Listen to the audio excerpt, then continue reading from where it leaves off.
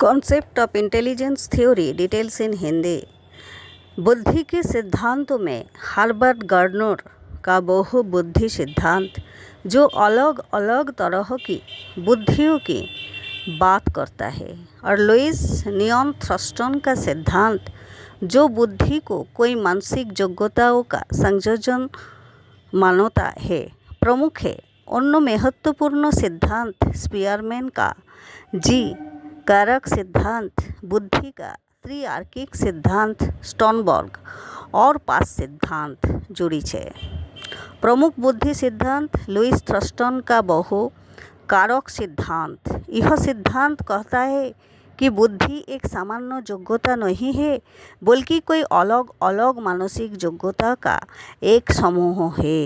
यह योग्यताएं एक साथ काम करती है और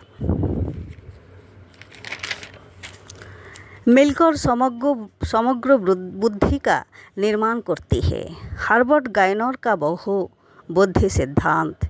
यह सिद्धांत 8 प्रकार की बुद्धियों की पहचान करता है, जैसे कि तार्किक, गणितीय, दृश्य, स्थानिक, संगीत, मौखिक, भाषाएं, शारीरिक, गतिज, पारस्परिक, अंतर्वैयक्तिक और प्रकृतिवादी। प्रत्येक व्यक्ति में इन बुद्धियों का अलग अलग मिश्रण होता है। चार्ल्स स्पीयरमैन का जी कारक सिद्धांत। स्पीयरमैन का मानना था कि सभी बौद्धिक गतिविधियों में एक सामान्य कारक जी होता है। इसके अलग उन्होंने कोई विशिष्ट कारक एस भी माने, जो विशिष्ट कार्यों के लिए आवश्यक है।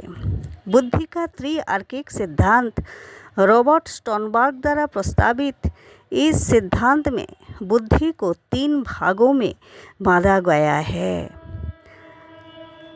मेटा कंपोनेंट्स, निर्णय लेने और निगरानी के लिए; प्रदर्शन घटक, योजना को लागू करने के लिए; और ज्ञान अधिग्रहण घटक, नई जानकारी सीखने के लिए।